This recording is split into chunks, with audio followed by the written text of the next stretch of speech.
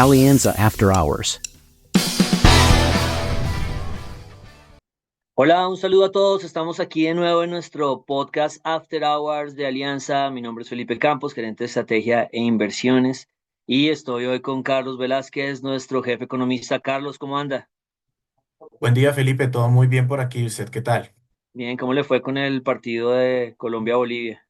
Bueno, bien, hombre, es bien porque se clasificó, aunque todavía hay que mejorar, pero bueno, ahí veremos cómo va evolucionando la cosa. Sí, yo también lo vi, me parece que estuvimos bien. Me sigue impresionando James, ¿no? Yo pensé que James ya no, ya estaba en otra etapa y no. El man Sí, así es. se Siempre aferra a funciona su nivel, sí. en las elecciones, así es. Listo, bueno, démosle, vamos a arrancar aquí con los temas de la semana, que hubo muchos, vamos a tratar de ir disparándolos rápidamente en el camino, vamos a ir caminando sobre cada una de las noticias. En general, el resumen, aquí ustedes lo ven, pues estuvimos el desempleo en Estados Unidos, que le dedicamos la mitad del podcast al final va a ser sobre el desempleo de Estados Unidos y vamos a llegar a hablar del dólar en Colombia, que está bien chévere la historia. El desempleo se deterioró y el dato fue bien malo, incluyendo correcciones bien complicadas que uno dice, yo les he contado, ¿no? Que uno como que uno narra toda una historia, este dato de empleo tiene toda la lógica del mundo y después los gringos dicen, no, el dato era la mitad y uno se echó todo un cuento que era absolutamente aire, pero bueno, ya hablamos de eso. El canje sigue avanzando, las compras de crédito público, se acuerdan que los bancos privados internacionales hicieron una oferta por compra de dólares, siguió avanzando, vamos a hablar un poquito de esa jugada de crédito público que está afectando mercados, obviamente afectó el valor de los TES y también yo creo que es uno de los elementos que tiene el dólar esta semana bajando más rápido pues que el dólar de la región y el mundo que terminó bajando por el dato de empleo, pero Colombia ya estaba mostrando mucha más sensibilidad a la baja que el resto de países que normalmente miramos. Tuvimos la elección del magistrado de la Corte Constitucional, donde volvieron a funcionar los contrapesos. Yo sé que esto siempre es un tema muy polémico, pero en realidad, pues, el mercado ve con buenos ojos que se pueda mantener esa relativa estabilidad que se logró con el Banco de la República, porque nos dio en el palo, básicamente, por una elección acertada al principio. Y aquí de nuevo queda un balance, les vamos a mostrar una foto de un trabajo que hizo la silla vacía, mostrando que no es, que sí hay, obviamente hay unos que votan muy a cada lado, pero hay otros que no son como se piensa, que es bastante más neutral. Solo que cuando le votan a uno en contra, pues los gobiernistas, digamos, gritan fuerte y cuando les votan a favor son los de oposición los que dicen, esta corte ya se fue. Y otras noticias que tuvimos durante la semana, tuvimos datos de cómo es la reforma tributaria, ¿no? Cómo se vienen esos 26 billones, pero pues obviamente es algo como que uno lo hace el análisis porque todos quieren saber, pero en realidad la probabilidad que pase es muy bajita. Lo que uno tiene que comenzar a pensar es cuál es el déficit que va a tener Colombia el próximo año cuando esta reforma se caiga, que lo más probable ya después de verlo de la Corte es que pues no se tenga nada de votos para pasar una reforma y de todas formas será muy extraño pasar una reforma en la recta final electoral. Y finalmente, esta semana de inflación, tuvimos la inflación de los productores que se rebotó un poco, pero no conocemos la inflación al consumidor. Ustedes sí la conocen cuando están oyendo este podcast, nosotros no, pero se espera un rebote y va a haber un ambiente enrarecido cuando llegue la Junta del Banco de la República el 30 de septiembre, porque las noticias de inflación no van a ser buenas. La noticia de la Fed por ahí, por el otro lado, sí van a ser optimistas, entonces va a ser una decisión bien interesante, que creo que todos volvemos a pensar que sí pueden bajar tasas, pero ya nos hemos equivocado mucho este año, los analistas en general. Y en temas de vaso tapado, las tensiones entre Estados Unidos y Venezuela, algún día les mostramos lo que ustedes todos saben, la gran importancia que tuvo Venezuela en algún momento, 17% de las exportaciones iban para allá en Colombia en el 2008, o sea que yo sé que primero predecir qué va a pasar en Venezuela es dificilísimo, predecir la transición es complicadísimo, pero yo creo que los inversionistas van a hacer una línea recta entre lo que creen entre si llega a pasar el evento, pues si el evento comienza a avanzar y el evento es un cambio de gobierno, pues el inversionista va a hacer una línea entre la A y la Z es cómo se va a ver Venezuela en 6 años, no se van a quedar pensando en los temas intermedios y Colombia era una parte esencial ahí en esa transición.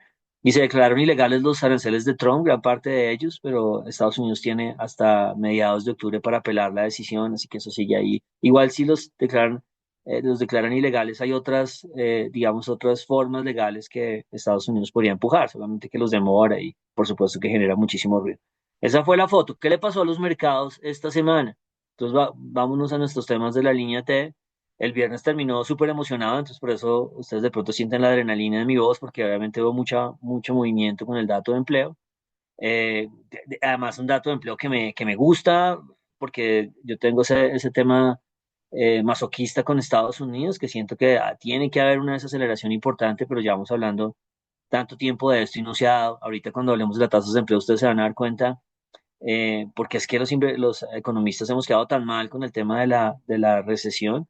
Y una respuesta podría ser porque los datos han sido falsos, que es una cosa bien loca. Porque entonces uno dice la recesión que la crea, digamos, el dato, que no haya gente que no tenga empleo o que se sepa que la gente no tiene empleo. Es una cosa bien particular lo que ha pasado con el empleo en Estados Unidos. Porque si los datos fueran como los han ido corrigiendo, uno diría, pues estos tipos están en recesión hace rato, pero las inversionistas no están actuando como si fueran recesión. Entonces, algo que es como que se retroalimenta, como que uno podría jugarle a dar datos falsos y esa jugada le puede servir un rato. Lo que pasa es que en algún punto, sí, sí, no estoy diciendo que sean falsos, en el caso de que un gobierno quisiera hacer eso, en algún punto lo que hace es destruir su total credibilidad cuando se terminan dando cuenta. El caso es que el empleo fue bien bajito y los tesoros los compraron súper agresivo, los tesoros de 10 años más compraron los de 2 años en Estados Unidos y ya las probabilidades de que reduzcan en 17 de septiembre tasas es del 100%, 25 básicos y hasta el 12%, 50 básicos. O sea que ya la gente se montó otra vez en el bus de la bajada de tasas y la desaceleración económica en Estados Unidos, particularmente la corrección de los datos le dice a uno, eh, ya tuvimos un mes de crecimiento negativo de empleo. Esa cosa que nosotros decíamos, si baja de 100.000 empleos cada mes, la cosa es grave. No, no, ya hubo un dato negativo el mes pasado y no nos dimos cuenta porque lo reportaron mal y en par de correcciones ya se sabe que era negativo. O sea que el tema es bien sensible. Ahora, ese dato de empleo pues tiene efectos heterodoxos no, heterogéneos, qué pena, en los activos. Entonces, pues hay unos que uno sabe que sí o sí, que es, los compran bonos, claro, que hay bajada de tasas y probablemente la inflación sea menos problemática hacia el futuro. Venden dólar, claro, porque hay bajada de tasas, eso sí o sí, ahí no hay problema. Pero es relativamente ambiguo qué hace uno con las acciones. Las acciones las compro porque me van a bajar tasas, bueno, pero mejor las vendo porque Estados Unidos finalmente está desacelerándose y eso pues no, al final pues es menos utilidades para las compañías. Entonces hay activos que a veces se quedan, que no es tan claro la reacción a este tipo de noticias. A una desaceleración económica, si solo fuera el tema de la Fed, hay fiesta en todos los mercados, pero como esta se mezcla, si la Fed va a bajar, pero puede haber, no sé, la tasa de empleo que llegó al 4,3 de pronto mañana es 4,5 y pasado mañana es 5, entonces yo tengo que vender acciones. Entonces hay unas reacciones que no son homogéneas, en este caso, homogéneo, tesoros y dólar. De repente petróleo, que viene acompañado por anuncios de Arabia de querer acelerar el aumento de producción que estaba teniendo la OPEP, pero esos, digamos, son acorde con una foto de debilidad económica, que está perfecto porque es lo que dice el empleo. Y las acciones gringas que sí trataron de subir y cerraron muy bien el jueves, el viernes ya con el dato de empleo se devolvieron porque quedaron en ese limbo de esto es bueno o es malo, no estamos tan seguros de qué hacer. En estas fotos, generalmente Latinoamérica no le va tan mal, a no ser de que las acciones gringas ya se caigan muy, muy fuerte porque pues, nos ayuda el dólar débil. Pues vean este cierre, esta semana tan bonita. Vean Chile, acuérdense de la chilenización que planteó Alianza por allá en noviembre del año pasado, que funciona. Yo la nombro cuando funciona y cuando no funciona paso derecho, pero está clarísimo que ahí está, abajo a la izquierda, bolsa chilena con bolsa colombiana volando en retornos. Igual bolsa brasilera y mexicana, pues muy bien. Lo que pasa es que ellos vienen de pérdidas del año pasado, nosotros no. Entonces, muy bueno, se aceleró, fue una gran semana de valorización. Colombia cogió velocidad al final de la semana, durante la semana no le fue tan bien. Y las monedas, fíjense ustedes la aceleración a la baja, donde las monedas ahorita con más dinamismo es Brasil y Colombia. Desde la elección de Trump, ¿no? Medidos en el año, Brasil y México van más fuerte que Colombia. Pero sí se nota, vean cómo se escurrió el dólar en Colombia. Y uno diría, digamos, si estuviera pasado hoy, yo diría, pues es obvio, es el empleo. Pero pasó desde antes de la fecha del dato de empleo. El hoy para mí es viernes, ¿no? Para ustedes es cualquier día que oigan el podcast. Pero entonces sí se nota que ha habido una influencia del mercado de algo interno. Y nosotros creemos que esas son las jugadas de crédito público que han presionado el dólar adicionalmente a la baja. Pero bueno, una foto bonita para nuestra visión, ¿no? Para quien no le guste que caiga el dólar o no lo entienda, pues no le va a gustar mucho, pero es una foto muy bonita para las expectativas de Alianza en noviembre eran, ¿no? Dólar a 4.500 y Alianza dijo, dólar a 4.000 o menos y acciones colombianas y chilenas dando un billete largo y la cosa está bonita hasta ahí. Entonces, bueno, esta fue la foto. Vamos a ir ahondando en cada una de las noticias, pero ahora le va a pasar la pelota, le va a hacer el pase a Carlos para que nos hable un poco de noticias locales y las vamos a ir comentando respecto a impactos del mercado y después al final, como les decía, volvemos al tema del empleo y les contamos un poco, lo conectamos con dólar, vamos a hacer una esquina del dólar y el empleo en este podcast. Entonces, Carlos, hágale, tuvimos datos de inflación en Colombia, ¿no? Que eso no es tan chévere, ¿no? Eso ya no fue tan feliz como mi historia de esta semana. Sí, perfecto. Felipe, efectivamente el jueves conocimos datos de la inflación al productor y lo cierto es que se registró un repunte frente al 2,2% registrado en julio. Entonces aquí lo que llamó la atención sobre todo fue el dato del IPP del agro, de ese componente que explicó cerca del 92% de la inflación de los productores en agosto. Y pues digamos que si bien hay unos efectos base que tienen una incidencia sobre este indicador y también, por supuesto, lo que esperamos sobre el IPC, pues lo cierto es que esto sí viene presionando la inflación también de alimentos y en ese sentido, pues se confirmaría nuestro sesgo alcista. Para el dato de IPC, nosotros contemplamos que bordee para el mes de agosto cerca del 5,15%, un poquito por encima de las expectativas de los analistas, pero sobre todo, pues hay que pararle bolas a ver qué pasa con esa inflación de alimentos que nosotros estamos viendo ya por el lado del 6 o que estaría por el lado del 6% presionando ahí fuerte al alza los precios y que por supuesto va a condicionar a la Junta del Banco de la República para hacer esos recortes de tasa de interés, pese a lo que usted ya mencionaba que sería positivo en el frente externo y sobre todo esas mayores expectativas de recortes en los Estados Unidos el 17 de septiembre. Aquí hay un tema interesante con el IPP, porque es que uno no ve la foto, bueno, con el IPC, ¿no? Que viene ahorita, que ya lo debe conocer la gente y debe ser un 5,10 o un 5,20, ojalá no sea 5,20. Es que uno terminó con la inflación colombiana 12 meses quieta y veníamos en una bajada buena de 200 básicos el año y que se quede quieta, pues no estaba en las cartas de absolutamente nadie. O sea, ustedes tienen que entender al Banco de la República que no solo fue el tema fiscal, fue que la inflación no dio y vamos a terminar el año muy quieto. Y uno, digamos, yo he estado tranquilo con que el IPP dejó de subir, porque yo creo que parte de esa estabilidad ha sido transferencia del IPP hacia el IPC, que depende, a veces se transfiere de un lado para otro, depende de dónde esté el rollo. Si el rollo es afuera, puede que el IPP transfiera más, si el rollo es adentro, puede que el IPC le transfiera al otro. Pero el caso es que ustedes ven la línea gris que estaba subiendo del IPP y comenzó a bajar y yo me estaba tranquilizando y ahora esta subida uno diría de pronto es problemática, pero tenemos un gráfico, ese gráfico raro de efectos base, ¿no? De cómo se reemplaza las inflaciones. Esto es bien, no es enredado. La verdad, aquí nada de lo que decimos nosotros es ciencia de cohetes.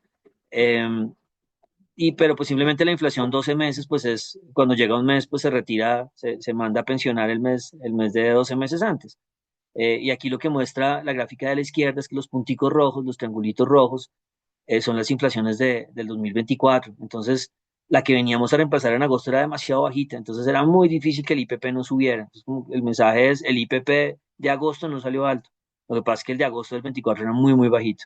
Y los reemplazos, septiembre, octubre, noviembre, de aquí en adelante, son muy altos del 24. Entonces yo le tengo fe, Carlos, a que el IPP vuelva a coger para abajo y nos termine el año más al 2 o al 1, que no significa que el IPC vaya a bajar de una, porque en el gráfico de la derecha, ahí se nota también eh, que tenemos un problema para agosto, que la inflación aquí, ¿no? Le cambiamos los triangulitos por el círculo, ¿no? Por si la gente nos entendió el primer gráfico, para que no nos entienda el segundo y lo enredamos. Pero en el de la derecha, los circulitos son las inflaciones del año pasado.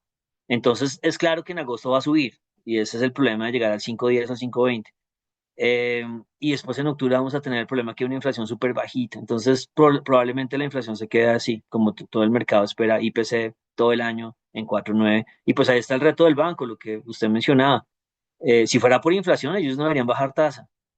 Pero ahí está expectativas, está la Fed que le quita presión, está el mismo dólar que eventualmente tiene que ayudar. Pero bueno, vamos a ver qué pasa ahí. Y le boto la pelota para que hablemos del tema de de crédito público, de la jugada. Metámonos ahí y ahorita volvemos a esta historia que también está chévere. Entonces, porfa, muéstranos todo este tema y explique cómo va esta súper, ¿no? Cirugía de corazón abierto que está haciendo crédito público en una, ¿no? En un barco que se está moviendo y la está tratando de hacer con un alicate. O sea, es una cirugía muy, muy brava, pero bueno, ahí va.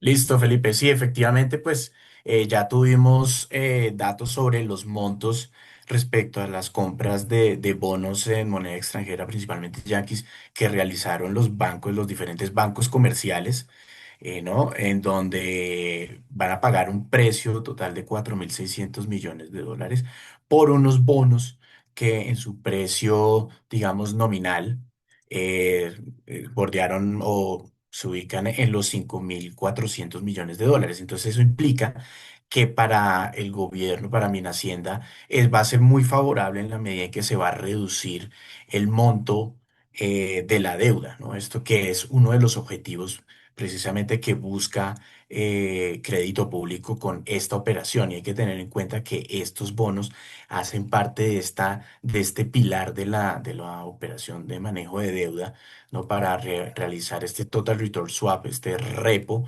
con, eh, con el gobierno colombiano. Y en este sentido, pues digamos que lo positivo es que este dinero no tuvo que ser desembolsado por crédito público. Sí, digamos que se ha denominado como una financiación puente. Los bancos compran estos activos y se comprometen cuando ya se termine esta operación, digamos, a eh, digamos, tomar esos bonos, de lo que sería esta parte de este colateral. Y pues de esa manera se ve favorecido no solo la reducción de la deuda, como ya dije, y también el gasto en intereses por parte del gobierno colombiano, sino también estos bancos comerciales que le apuestan a un rendimiento. Entonces, claramente aquí la operación ha sido, pues, digamos, exitosa en la medida en que se ha podido comprar esos bonos a descuento, recordemos, con unos precios de compra bastante inferiores al 100%. Y en esa medida pues sigue la estrategia de crédito público su camino, que ya en los próximos meses pues será complementada por emisiones en bonos en euros que vayan a reemplazar precisamente parte de estos bonos. Y aquí, claro, que esto es una plata, ¿no? O sea, realmente 4.600 millones de dólares es un montón de plata en esta jugada, en donde al final, recuerden, lo que está haciendo crédito público es cambiar un riesgo por otro, ¿no?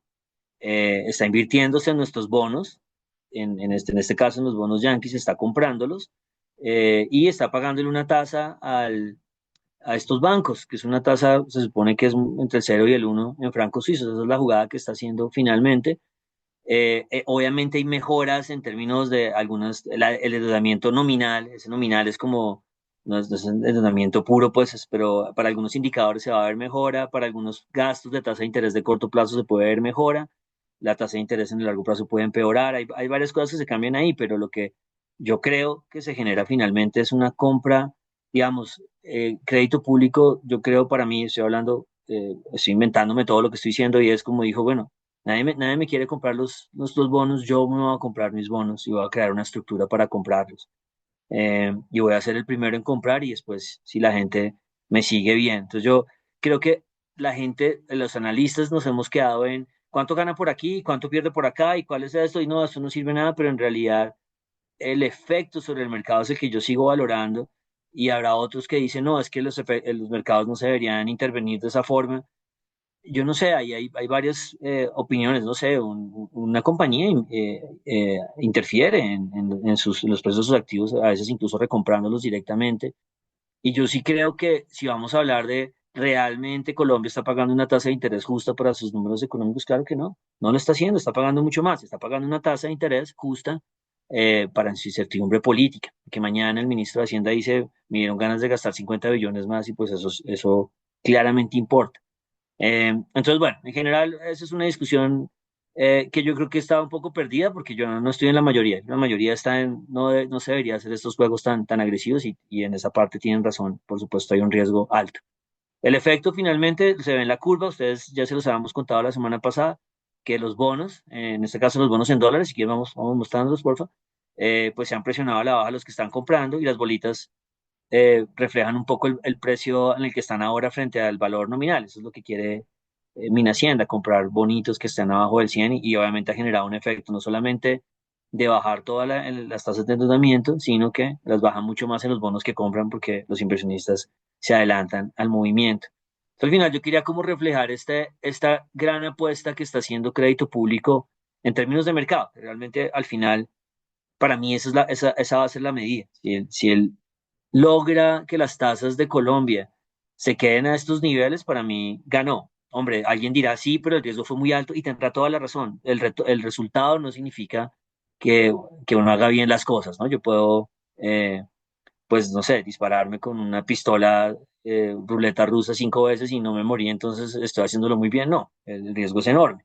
Entonces, no estoy diciendo que el resultado pague por el riesgo que se tomó, pero el resultado pues finalmente es lo que se va a medir, le va a dejar una mejor foto al gobierno próximo. Yo digo, sí, si las tasas son más bajas, sí, ya le ayudó a un montón de deuda mucho más baja durante un tiempo y logró tener tasas que serían muy diferentes y eso no nadie lo va a saber, solamente en mi opinión, si no hubiera hecho esta jugada. Entonces, ese es el elemento. Entonces, aquí en el siguiente gráfico, si quiero avancemos, se muestra un poco cuál ha sido el efecto de la intervención, pero ya en el mercado de los test. Entonces, la línea roja es la tasa de los test a 10 años en pesos, o sea, y fíjense que la intervención tampoco es que haya bajado las tasas muchísimo, simplemente las bajó 100 básicos. Lo que pasa es que el tema es dónde estaríamos si no hubiera habido ese anuncio, porque en ese mes de junio, entre junio y julio, pues hubo venta de extranjeros de más de 7 billones, 9 billones. Entonces, pues, lo que ustedes deben imaginarse no es lo que ha logrado bajar la tasa, sino dónde estaría la tasa si no lo hubiera bajado. Y pues mi apuesta es en 14. Y estaríamos hablando de otra cosa, ¿no? Estaríamos hablando de una crisis fiscal mucho más agresiva, las tasas al 14, ¿qué vamos a hacer? Es que este gobierno, entonces, vuelvo a insistir, hay que tener en cuenta las dos cosas. Y este gráfico también ayuda mucho porque ustedes se den cuenta que el Banco de la República no frenó su bajada de tasas porque amaneció con ganas de ponerle problemas al gobierno. Fíjense lo que hicieron los bonos cuando incumplimos la regla fiscal 2 veces en un periodo de 6 meses, que fue una locura, ¿no? Primera con el tema de las transacciones de única vez y después ya con la cláusula de escape. Entonces, ¿qué pasó con nuestros bonos? Nos los destruyeron. Diciéndole al Banco de la República, usted verá si quiere seguir bajando tasas, pero yo no voy a bajar con usted. Y de paso, explicándole con esa gráfica, se le explica al gobierno, señores, la tasa que ustedes pagan es la de la línea roja. Y fíjese dónde estaba antes de que ustedes rompieran la regla fiscal 2 veces. Estaba muy parecida a la tasa del Banco de la República. Así que no le echen la culpa al banco de las tasas que ustedes están pagando. Y un elemento adicional de esta gráfica, que no, con 4 rayitas uno puede contar muchas historias, es que la apuesta de crédito público, pues vuelvo a insistir, si logra manejar las tasas bajas, mantener las tasas bajas, para mí va a ser exitosa. Ya no voy a repetir lo mismo que dije ya resaltando ese tema. Eh, y entonces, ¿qué es lo que yo pensaría si yo soy la persona de crédito público que seguramente no puede decir, voy a volver a inventarme una historia? Y es básicamente, yo sé que tengo una plata limitada. Yo sé que están los tiburones inversionistas girando alrededor de él, esperando a cuando se le acabe la plata y decir, señor, usted bajó los bonos 150 básicos porque tenía plata, pero ya no tiene. Entonces, chao, ahora sí se los voy a vender, que yo creo que mucha gente tiene en la cabeza eso. O usted bajó el dólar por una plata, pero ya no tiene más para traer. Chao, ese dólar está. Entonces están los tiburones, tiburones inversionistas y tiburones analistas que no les gusta esta jugada, están circulando con toda la razón, porque los inversionistas somos racionales. Entonces, ¿cuál es el flotador de crédito público implícitamente para mí? Pues los eventos globales y los eventos locales. Entonces, llega lo de la Fed, la posible reducción de tasas de la Fed, y eso es como ese es un primer flotador, pongámosle que es la puerta de la señora del Titanic, donde se puede uno montar, pero tampoco es que quepa mucha gente ahí. Eh, y es uno de los elementos que puede ayudar a que esa estrategia se sostenga. ¿Hasta cuándo? Hasta el evento más importante, por supuesto, que es cuando tengamos más información del tema político, porque lo que hemos insistido nosotros es que solo con el cambio político Colombia debería tener las tasas 200 básicos abajo, sin que pasemos una sola reforma tributaria el próximo año. Solo con eso nos tendrían que alinear a unas tasas más racionales o más comparables con las de un Brasil que está mucho más endeudado que nosotros. Entonces, ese aire es, digamos, la jugada secreta que tu público, todo el mundo piensa así, los que critican esta jugada, que yo también diría, pues el tema político. Si llega a haber un cambio político y en, no sé, en la consulta de izquierda el 26 de octubre aparecen solamente 4 millones de personas, pues la gente va a decir, listo, cambio político completo, hora de cobrar esos 200 básicos adicionales y de devolvernos allá. Ah, que pero y entonces no importa el problema fiscal, pues claro que importa, pero Colombia tiene una deuda del 61, 62, 65 del PIB, Brasil del 75 y los países desarrollados van a apuntarle al 200 en unos años. Entonces, digamos, con las justas proporciones estamos pagando una tasa mucho más fuera de eso. Y otros datos ya para terminar esta historia y volvernos a la historia que les faltamos, que nos faltó contarles allá arriba sobre la corte. Los números tampoco ayudan, así que sigamos ahí, por favor, con los slides. Eh, pero recientemente, después de las grandes ventas de julio, fíjense, los extranjeros vendieron 6.4 billones, ya en agosto reporta mi Hacienda que los extranjeros aparecen con 3.3 billones. Entonces puede ser porque la Fed va a bajar tasas, puede ser porque hay un cambio político, o puede ser porque dicen, ¿sabe qué? Yo le voy a dar el espaldarazo a las compras del gobierno y yo también voy a entrar a esa fiesta. O yo voy a comprar test para después vendérselos al gobierno cuando quiera comprar, no sé, cualquier razón, pues las compras de extranjeros son compras que no habíamos visto en un larguísimo periodo en Colombia. Entonces, por ahí hay otro, entonces se está montado en la puerta, encima de la puerta del Titanic, está haciendo frío, están los tiburones y no sé, por ahí le botaron un pedazo, una pierna de pollo para que aguante eh, y una manta. Y un elemento adicional digamos, que es el gran problema, que es lo que ve todo el mundo y que nosotros lo nombramos cada rato, es que obviamente hay gente que dice, sí, pero el gran problema pues es fiscal y es de Hacienda, y eso es cierto. Todo esto es simplemente eh, tratar de ganar tiempo para cuando llegue el momento de enfrentar los números que van a ser muy bravos. Entonces, cuando pase la Fed y cuando pase el rally político y si con suerte los bonos en Colombia han bajado 100 o 150 básicos, vamos a tener que enfrentarnos a la cruda realidad, que es en el último slide. La cruda realidad es que pues el déficit del 2026 va a ser el más alto de toda la historia de Colombia. Colombia nunca ha tenido un déficit de 8,6 y si no pasa la reforma tributaria vamos a ir al 8,6 y pues el gobierno ya dijo, ¿no? Es culpa si no la pasan será culpa de otros, para ellos no es responsabilidad de ellos absolutamente nada. E incluso si la pasaran, Carlos, ¿no? Si la pasaran tampoco van a ir al 6,2, ¿no? Incluso si la pasaran bajan al 7 y pico o algo así. Pero no va a pasar. Entonces, eso va a quedar en 8,6 y ahí entonces, después de la fiesta, si llega a haber confirmación de bajada de la Fed y cambio político después de la fiesta, pues no todos nos tendremos que levantar al otro día y lidiar con esto, pues que no es una cosa sencilla. Entonces no estamos diciendo que todo va a estar bien, lo que pasa es que todo está demasiado mal para los números que Colombia tiene. Entonces, bueno, ahí yo creo que nos echamos esa historia y nos falta una historia local antes de la de afuera, ¿no? Que es la de la corte. No Así sé, es. Carlos, si quiere contar algo aquí de este tema, que ese es su tema.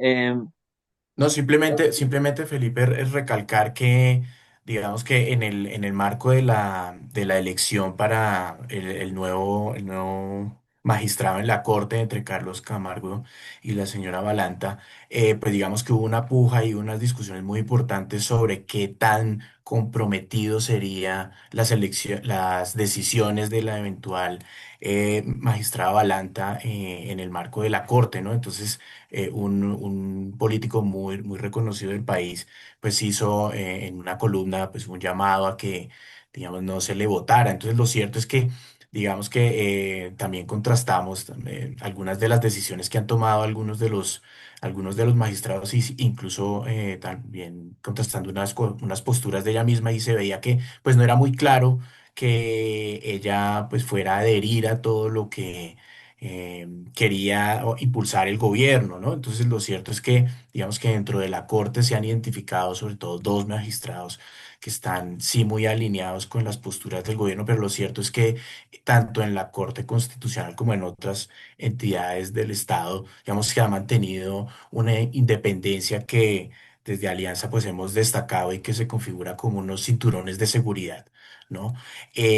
Pero pues ya con la elección de Carlos Camargo, muy vinculado pues a la oposición, sobre todo con la votación contundente, con esos 62 votos en el Congreso, pues digamos que se refuerza esta idea que los contrapesos, no solo al interior de la Corte, sino también entre los diferentes poderes públicos, se va a mantener y pues eso es a todas luces una noticia positiva para los mercados, ¿no? Y para el país mismo.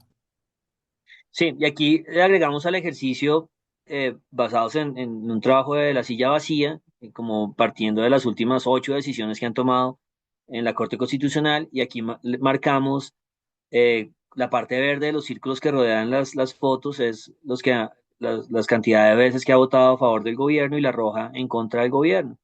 Y entonces ahí lo que decía Carlos, hay unos que está clarísimo, Vladimir Fernández está claro, probablemente...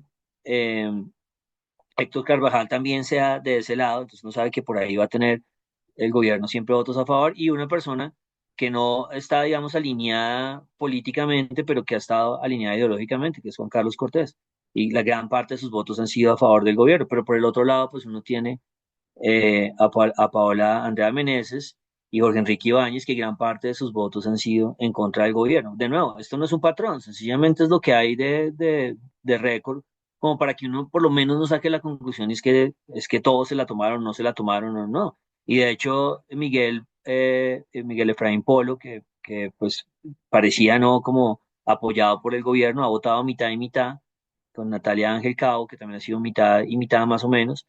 Entonces, al final, con esta llegada de Carlos Camargo, queda otra vez como el mismo balance que había antes. Y es como tres que uno cree que van a votar, si no le queda la historia, porque obviamente vuelvo a insistir, un magistrado le dirá a uno, no, pues es que yo no, yo simplemente voté en cada uno de los casos acorde con lo que yo consideraba, y eso no quiere decir que haya un 80% más de probabilidad que yo vote a favor del gobierno en la próxima, no. Lo aquí simplemente es la historia. Entonces habrá tres, y otros tres que pueden, pues que no conocemos y que pueden seguir votando mitad y mitad. Entonces, sigue muy balanceado, siento yo que por aquí no va a haber, digamos, no va a haber problema, pues, y pasa lo mismo que con el Banco de la República, que pues el banco logró salvar su independencia, ahí como, con, ese sí, como final de mundial, a penitas nos dio para lograr eso.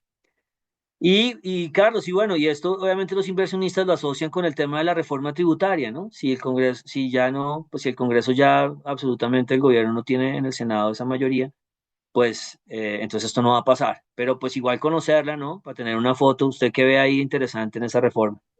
Pues Felipe, sí, como usted dice, esta era una reforma, digamos, cuyo planteamiento es muy ambicioso por el monto, cerca de 26 billones, que eso es 1,4% del PIB. ¿Eso qué implica?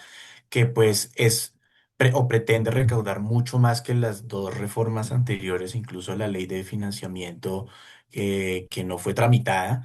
Y en ese sentido, digamos que tiene unos componentes que seguramente van a ser retomados en el futuro por otros gobiernos en la medida en que pretende reducir los costos fiscales asociados a los beneficios tributarios. Esto que implica que si, por ejemplo, en IVA, si usted no graba un bien a la tarifa general del 19%, sino que la graba al 5%, como es el caso de la gasolina, o si simplemente no lo graba de ninguna manera, pues eso representa un costo del gobierno, ¿no? Que pues beneficia a la población, incluso a los ricos, ¿no? Entonces, en ese sentido, pues eso se va a retomar.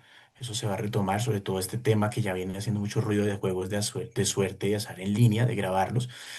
Digamos que eso sería dentro de lo que encontramos como lo positivo, pero pues también hay unas propuestas muy controversiales e incluso inconvenientes como esta sobretasa tan elevada a las instituciones financieras de 15%, 15 puntos adicionales a la tarifa general del 35, ¿no? Entonces, pues eso, en caso de que se aprobara, que de nuevo no vemos probable que eso ocurra, pues tendría unos efectos muy significativos sobre la colocación de la cartera y la recuperación económica, ¿no? Y también, de nuevo, el mensaje, pues muy negativo para el sector minero energético en la medida en que se proponen unas nuevas sobretasas y ese impuesto que veníamos manejando ya en el contexto de la conmoción interior del 1% sobre las ventas, más impuestos para las personas naturales vía patrimonio y también para los asalariados, ¿no? Entonces, digamos que es un compendio de medidas, algunas que, como ya mencionaba, se tendrán en cuenta en el futuro, pero otras que pues sí son muy contraproducentes, serían muy contraproducentes más en el contexto actual de todavía de recuperación económica, ¿no? Porque Colombia todavía no está, todavía no estamos en el nivel potencial de crecimiento y de pasar, pues sería muy inconveniente. Y por eso mismo creemos que no tiene oportunidad en el Congreso. Yo veo aquí un tema muy interesante y es que, pues obviamente lo que esto se volvió todo es una discusión de populismo contra populismo. Entonces, como el gobierno en algún momento le disparó a muchas de estas cosas como un ataque a los pobres, que no necesariamente es, pero le disparó de esa forma, entonces ahora la oposición le dispara de la misma forma y dice, "Es que usted cómo le va a hacer esto a los pobres", y al final pierde Colombia, cuando una parte de este grupo ya se asumen que es que si usted le sube el IVA, entonces usted es un malo, y, y no sabe, no entiende que el IVA es regresivo, y no entiende mil otras cosas que sí podrían hacerse, pero como uno le jugó al populismo, el otro ya le jugó al populismo, y es muy complicado llegar a lo correcto, que podrían ser medidas donde termine uno ayudando muchísimo. Esto tiene perfiles de la reforma de Carrasquilla, pero le dispararon allá. Entonces, la discusión, para mí la discusión no va bien. Yo obviamente no pienso que la reforma debería plantearse ahora y es muy difícil pasarla y siento que el gobierno debería hacer un esfuerzo en gasto antes de estar haciendo esto. Eh, pero en realidad hay cosas aquí que se podrían rescatar, como otras cosas que es seguir golpeando a los mismos de siempre, eh, como sin ton ni son, que es una cosa absurda, que porque se han visto los malos de la película, los que pagan siempre, los formales, las empresas, los que pagan siempre, los que más pagan, les siguen cayendo. Entonces, aquí esto es un problema porque el populismo se tomó esta discusión de las reformas y va a ser un camello voltearla cuando venga el próximo gobierno. Pero bueno, por Así ahora la es. reforma se cae y lidiaremos con un déficit grandote el próximo año y será una cosa complicada de manejar. Listo, Carlos, venga, le cuento mi historia del desempleo con el dólar, en la esquina del dólar. Vámonos a la esquina del dólar y el desempleo. El desempleo lo invitamos, el desempleo gringo, para que participe en la esquina del dólar. Entonces, bueno, volvamos al tema del dato gringo. El dato gringo salió bien bajito. Si quiere, vamos de una vez a la tabla eh, y mostramos dónde ha estado, digamos, lo que ha pasado recientemente. Entonces, un dato que se esperaba más cerca de los 70 dio 22.000. Entonces, uno dice, miércoles, este dato no lo habíamos visto nunca en este ciclo. Los gringos sí se están desacelerando. Y aparte, hoy conocimos que ya habían hecho una primera revisión que ha sido escandalosa un poco, porque en la primera revisión nos dijeron, oiga, junio, ¿se acuerda que dije que era 147? Qué pena, no era 147, era 14. Y uno como, ¿cómo así que era, sí, que era 14? O sea, usted no me está cambiando centavos, usted me está cambiando todo. Ya era eso suficientemente escandaloso, pero hoy mismo hicieron una segunda revisión. ¿Se acuerda que le dije que era 14? No, es -13. Vea, Carlos, si en junio ese dato hubiera salido -13, estaríamos en otro mundo. Por eso es bien raro, que es importante que realmente la gente esté perdiendo el empleo o que todos sepamos que la gente está perdiendo el empleo. Es una cosa que me genera a mí unas confusiones enormes, porque cuando uno lee estos datos económicos, por lo menos uno espera, uno sabe que aquí todos son estimaciones, está clarísimo que van a haber revisiones, pues nadie está midiendo toda la economía todo el tiempo, no hay capacidad para eso, pero revisiones de ese estilo es tremendo. Y claro, pues entonces ya tenemos oficialmente el primer negativo en junio, y ya veremos cómo corrigen ese julio de pronto, y no sé si este agosto también sea negativo. Entonces el mercado, con el dato de 22.000, que es más bajito de lo que se esperaba, creación de nuevos empleos, junto a que tenemos un negativo en junio de 13.000. Entonces el mercado pasó en acciones el viernes de la celebración de qué bonito que la Fed ahora sí va a bajar tasas, a miércoles, la economía de pronto está peor de lo que yo me imaginaba. Y eso fue lo que reaccionó, la reacción de los mercados. Tenemos otros gráficos, vamos a ir pasando rápido con estos gráficos en esta historia. Entonces, uno, pues el trabajo habitual, yo les quiero como transmitir por qué ha sido tan difícil, ¿no? Porque hemos hecho tanto el oso durante 2 años de por qué no hay recesión y el momento es muy atípico, fíjense. Aquí está la tasa de la Fed. Cada vez que la Fed comienza a subir tasas, acuérdense, esto es como una palmera en que la Fed quiere que caiga ese coco allá arriba, pero que no se caiga el otro coco y le comienza a cascar a la palmera con un bate. Eso mismo hace el Banco de la República, eso es lo difícil. Bueno, pero para la Fed es más complicado, digamos que el Banco la República no tiene el grado de poder que tiene sobre la economía la Fed. Entonces comienza a meterle batazos a la palma la Fed y generalmente pues no se cae solo un coco, no se cae el coco de la inflación, se le cae el coco de la inflación y la de la economía. Entonces eso lo habíamos explicado antes y la línea azul se dispara y hay recesión. ¿Por qué? Porque la línea azul no cambia de tendencia moderadamente, sino cambia verticalmente. Hay algunos momentos en que la Fed le ha pegado a la palmera. En el 94 le pegó a la palmera y fíjense que la tasa de desempleo se quedó relativamente estable y después siguió bajando. Eso es lo que se llama un soft landing, como que logró lo ideal. El coco que era se cayó y no el otro coco.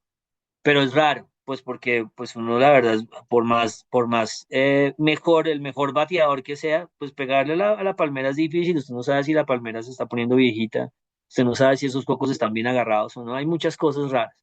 Entonces lo raro que ha pasado ahorita es que le comenzaron a pegar a la palmera y el desempleo se ha reducido, pero no explosivamente. Ahora, si ustedes me dicen, métale los datos reales que ha pasado, de pronto ha sido como siempre, de pronto ya hace rato se cayó el coco del crecimiento económico y esta línea azul es una mentira, pero ni modo, es la que tenemos nosotros y por eso es tan atípico.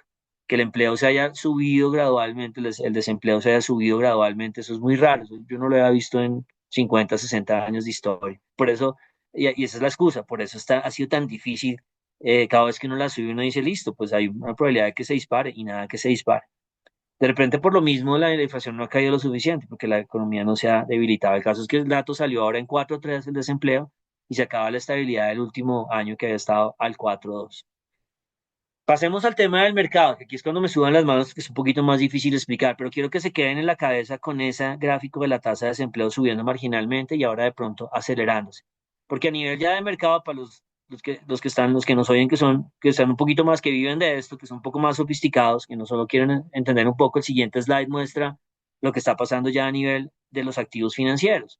Entonces, de la mano, si quieren pasemos, porfa, de la mano de la tasa de desempleo deteriorándose, que en este caso es la misma línea azul, ustedes ven la línea roja, es el empinamiento de la curva, es la diferencia entre los bonos de 2 años y los bonos de 10 años en Estados Unidos que está subiendo fuerte.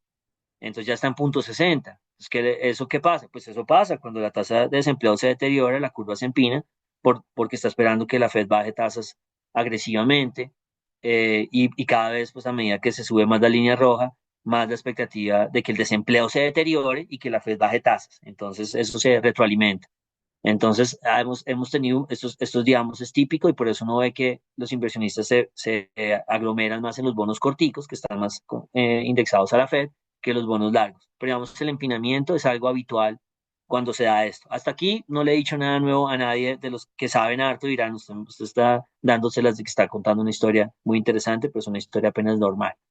Aquí lo interesante es, si ya nos desprendemos de la variable de desempleo, que ustedes ya entienden la dinámica, a medida que la economía se desacelera, las curvas se van a ir empinando, comenzamos a entrar al mundo del dólar, que es una parte ya mucho más interesante. Entonces aquí tenemos la misma gráfica, ya botamos la desempleo, gracias desempleo, hasta aquí llegaste en la esquina del dólar y ahora vamos a meternos al dólar.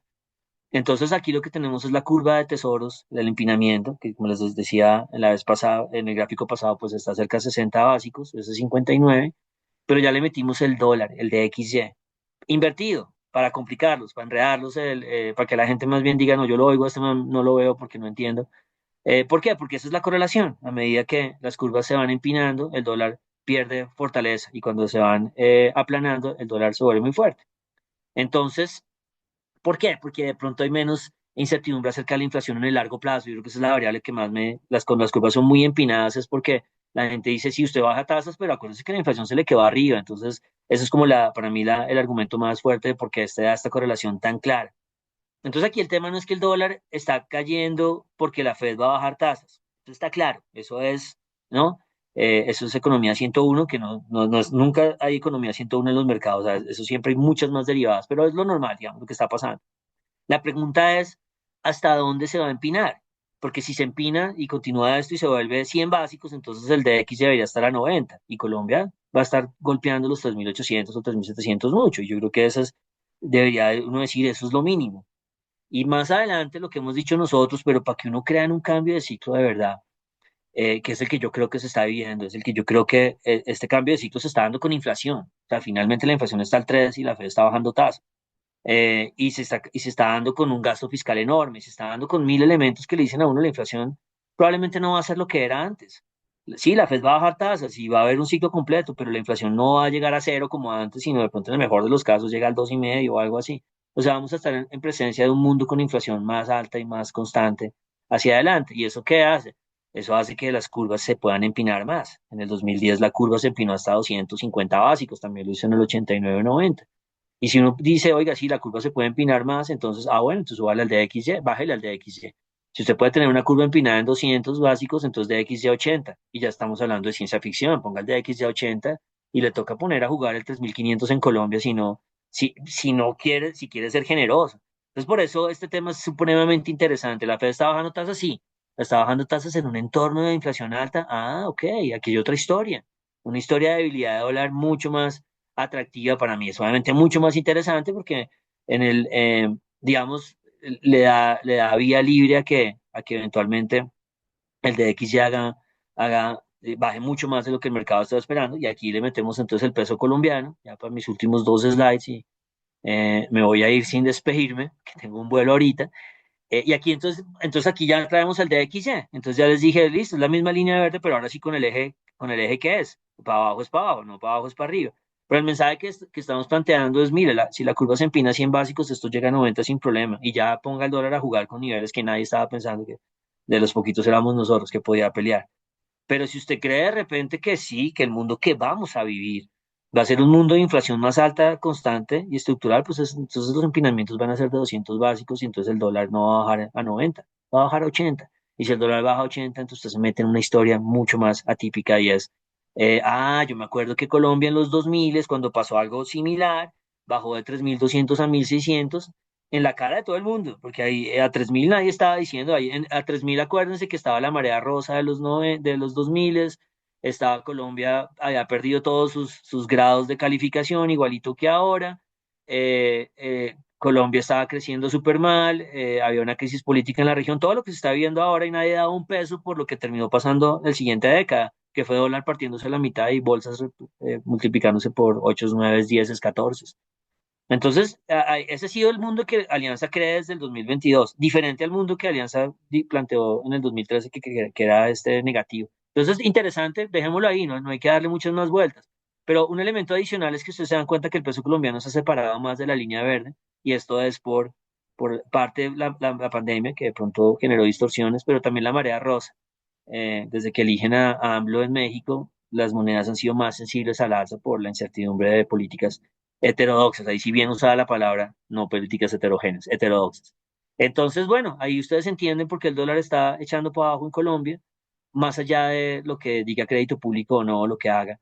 Hay un elemento interesante si el DX decide viajar a los 90 en los siguientes meses que estamos viviendo. Y el último gráfico ya mezcla lo político, que estos ustedes lo vieron hace un par de semanas en la última esquina del dólar que hicimos, mostrando que este ciclo político colombiano del dólar ha sido el ciclo tradicional. Claro, es fácil decir tradicional cuando el dólar está a 4.000, cuando estaba a 5.000 uno le temblaba la voz, aunque nosotros escribimos como 3 documentos diciendo a 5.000 vendemos, como sea. Pero ya aquí es más fácil, este es el ciclo tradicional, cuando hay una elección de marea rosa. La moneda se sube primero y después el mercado se da cuenta que los países no se cambian tan rápido o que los mismos gobernantes cambian sus discursos o pierden su apoyo, como pasó en Colombia, y la marea se regresa a los niveles preelectorales, que es lo que hemos estado viviendo hasta ahora. Y se viene pues un momento difícil, porque hasta aquí llega el trade, o sea, va a romperse el 3.900, por mi análisis el DX ya de pronto sí, pero es que yo no sé si en la consulta de izquierda lleguen 7 millones de personas, seguro ya hay segunda vuelta con eso, y ahí ya cambia la foto y ese piso va a funcionar bastante bien. Y si Colombia no hay giro político, entonces aquí el patrón electoral que yo les estoy diciendo es un poco tramposo. Yo les estoy hablando de los países que sobrevivieron a los giros políticos, a un Brasil, a un Chile, a un Colombia, pero hay países que no sobrevivieron a un giro político, como Argentina o como Venezuela. Entonces, si todo se da y el DXY baja y toda esta historia se da bonita, pero nosotros no cambiamos políticamente, el ejemplo va a ser una Argentina. ¿Qué pasó en Argentina en la época dorada del DXY bajito y las materias primas disparadas y todo esto que Alianza cree que va a pasar? Pues el dólar no bajó, pero tampoco subió. Entonces, si ustedes dicen, pero si no hay cambio político, todo esto se acaba, sí, posiblemente no vamos a ver dólar abajo de 4.000, pero tampoco es que lo vamos a ver arriba de 5.000. Argentina duró 8 años con los Kirchner con dólar ahí bailando. ¿Qué pasó con eso? Pues no tuvieron dólar alcista, pero se perdieron del todo el dólar bajista de la región por sus políticas heterodoxas. Pero bueno, ahí lo termino, porque ya me comienzo a repetir historias que ustedes han escuchado 1.000 veces. Vamos a probar el piso electoral y vienen datos buenísimos para ver cómo rebota o cuánto aguanta ese piso electoral, que vuelvo a insistir. Para mí es difícil que se rompa si uno no está muy seguro que va a haber un cambio político. Y los dejo ahí, vamos a pasar al temas de calendario, pero yo voy a agarrar mi vuelo, si no, no llego de vuelta a Panamá. Carlos, hágale, le paso el micrófono para que hablemos de un calendario bueno que viene la próxima semana de todas formas, ¿no? Perfecto, Felipe. Y no, pues nada, que tenga un buen viaje. Que esté muy bien. Listo.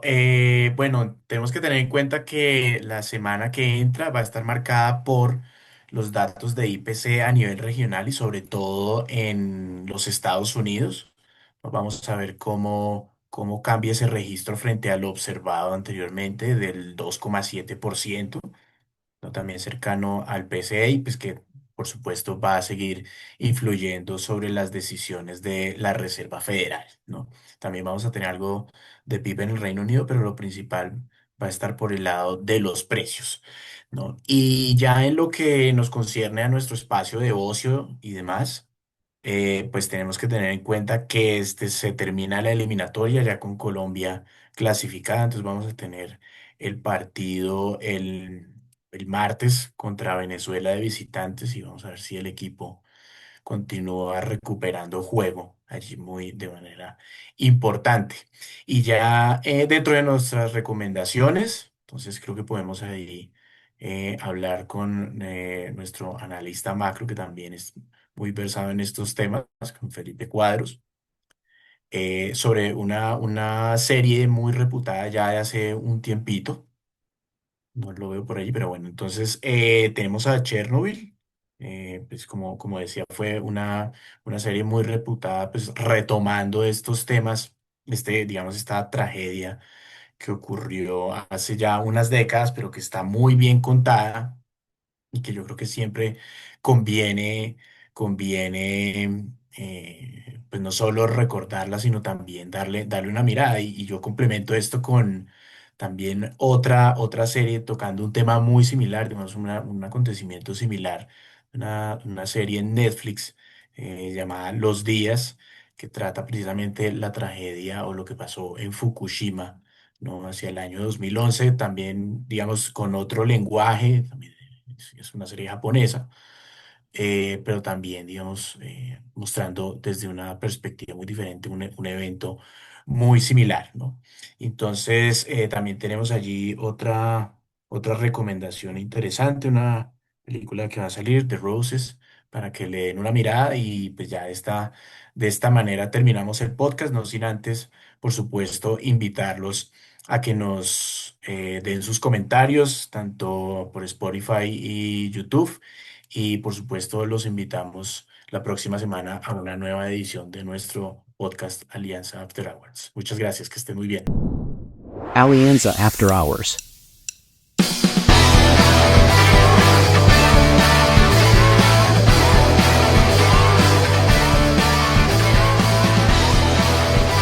Nada de lo que se discuta aquí debe ser considerado como recomendación profesional para realizar inversiones. Las opiniones aquí expuestas no buscan imponer términos ni condiciones comerciales o legales ni tampoco se constituyen en suministro formal de información al mercado de valores. Adicionalmente son opiniones personales y no representan las de Alianza Valores o Alianza Fiduciaria. Se recomienda consultar con un asesor comercial que entienda sus necesidades de liquidez, horizonte de inversión y perfil de riesgo antes de invertir en mercados financieros. Escuchar el podcast de Alianza puede tener efectos secundarios como ser muy sesgado en dólar, ver figuras técnicas en la naturaleza y hablar de inflación en reuniones familiares.